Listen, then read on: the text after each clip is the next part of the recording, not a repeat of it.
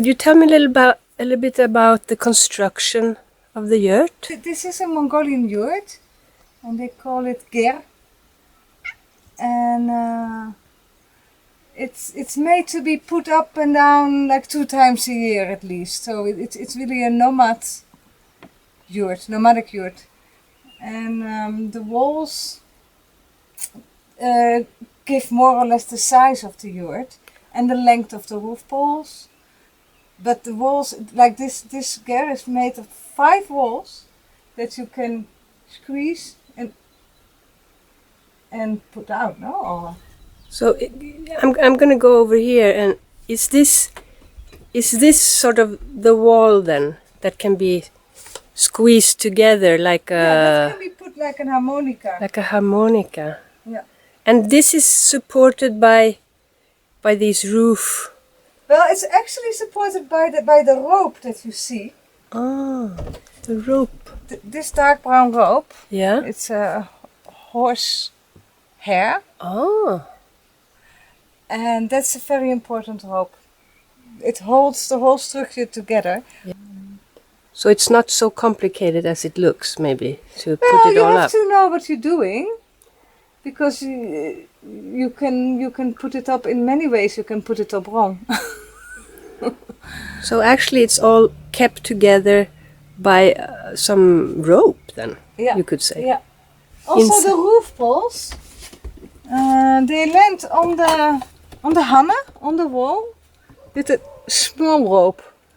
And this in a way that the pressure of this comes in the outside direction. It will push this way and not inside. And the other one is holding this in its place. So it's all. And what's this? This is also like a rope. Or Yeah, all a thread. the harmonica is all knotted together. And the roof poles are quite thick, and there's quite a lot, quite close to each other, because in Mongolia they have sometimes lots of layers of felt on it, and quite a big pack of snow. So it has to be able to keep a lot of weight. Wow. Jeez. So how many hours would it take to sort of put it all together or to construct it again? I mean... Yeah, it depends a lot. If you have everything prepared, if all the ropes are already in the right size, you can do it quite quick. The floor takes mostly a lot of time, but a little Mongolian yurt, 5 meter one, you can put up in 2 hours with 3 people. Little thing. Kijk, here it's open. All the winter dust. My electricity, that's from the mains actually.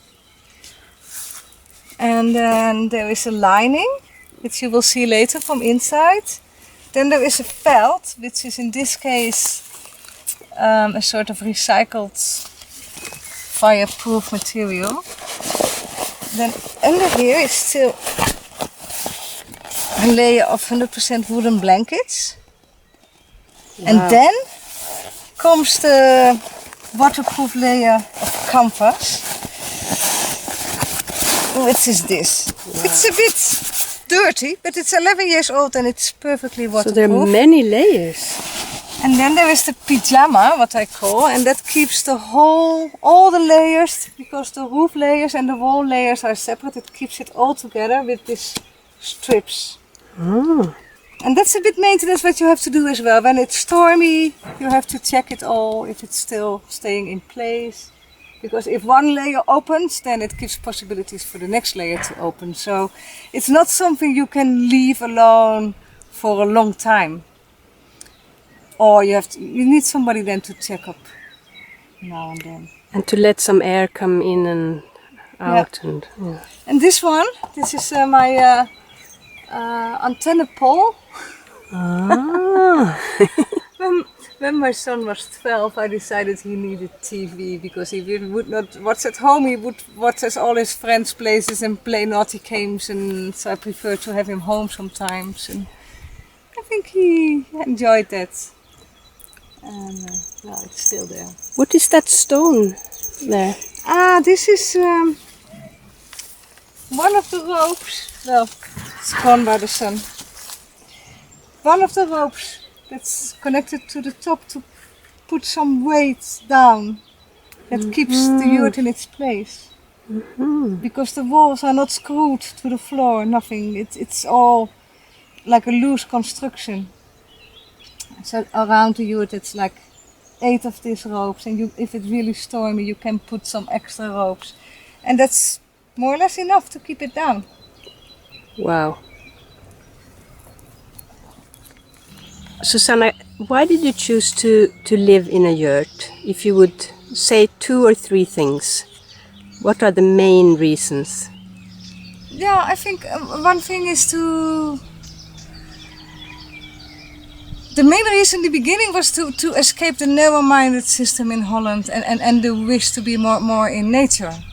And this is a simple way to be able to have that connection and to be able to spend more time with my son, that I don't have to be working all day and that he doesn't have to be in the school system all day and that it's just working, eating, sleeping and that every day again. I had fears for that. I had the resistance against that. So that gave me the drive to take a step to go abroad and to try it. In this climate it's really much easier than in Holland. That's a big advantage of being here. And the big community that helps a lot, because there's so much knowledge in the whole alternative scene. There's so much knowledge about, well, to live more close to nature. You also have to know how to do that now, and how to share that. And yeah, I think it worked out really well. Yeah. I knew the yurts from traveling to Mongolia, and they impressed me. And then I decided, okay, then I make my own, and then I can go where I want. So before leaving, I still had some months left, well, more than half a year actually. I made my yurt with help of professional masters, tent makers. And so I came in Spain with my yurt, so with my house. Great. And this gave me many possibilities to make a start from nothing, because I had already this base and I noticed I didn't need so much.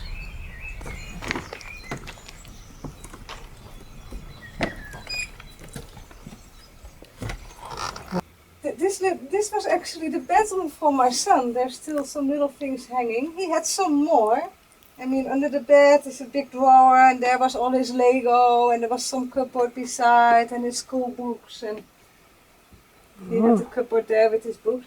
But I would just let down this curtain in the evening. His dragon. And the other one, and he would sleep here behind the curtain. Wow. Really simple. I mean, it's not a luxurious boy's room, but he actually never complained. I think he could choose his own little things and he was happy. Looks really cozy. Yeah. It's fantastic. It's very warm in here now. Yeah, now it's quite hot. I'm thinking of maybe opening the top. I didn't do that yet. But it's been over 30 degrees today, so... So you can take that top off then? Yeah, then you have to open these ropes, like what I showed you from the outside, where the stones are hanging on. Yeah. And then you can take it off. Wow, and then there's the stove also. Yeah. So you have enough space for all your things here, huh? Well... More or less. More or less. I'm collecting lots of materials in the moment, because I'm doing a project with upcycling. So what would you say is sort of the main advantage of living in a yurt? Is it that you can easily put it up and put it down again and bring and move it around, or? I think one of the things that I tried living this freestyle life was to give my son some stability.